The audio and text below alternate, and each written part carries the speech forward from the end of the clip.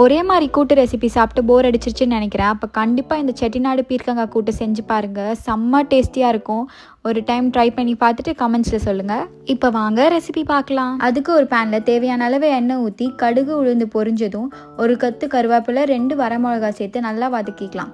இப்போ அது கூடயே 4-5 பல்லு பூண்டை சின்ன சின்னதாக வெட்டி சேர்த்துக்கலாம்.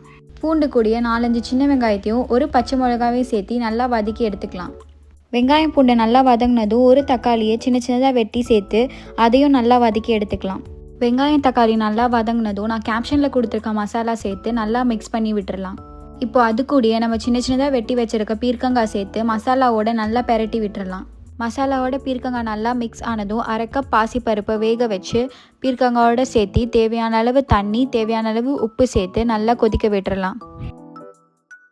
பீர்க்கங்காய் வேகிற டைமில் நம்ம ஒரு பேஸ்ட் ரெடி பண்ணிடலாமா? அதுக்கு ஒரு மிக்சி ஜாரில் தேங்காய் துருவல் 1/2 கப், சீரகம் 1 டீஸ்பூன், சோம்பு 1/2 டீஸ்பூன், மிளகு 1/2 டீஸ்பூன் சேர்த்து நல்லா பேஸ்ட் பண்ணி எடுத்துக்கலாம். பீர்க்கங்காய் நல்லா வெந்ததும் இந்த பேஸ்ட் அது கூட சேர்த்து ஒரு கொதி வந்ததும் கொத்தமல்லி தூவி இறக்குனா நம்ம easy and simple Chettinad style பீர்க்கங்காய் கூட்டு ரெடி ஆகிடும். கண்டிப்பாக இந்த ரெசிபியை ட்ரை பண்ணி பார்த்துட்டு எப்படி இருக்குன்னு கமெண்ட்ஸில் சொல்லுங்கள். அப்படியே நம்ம இப்போ புதுசாக லான்ச் பண்ணியிருக்க மசாலா அண்ட் தொக்கு வெரைட்டியும் வாங்கி ட்ரை பண்ணி பாருங்கள். And don't forget to like, share and subscribe Kasil Karandi.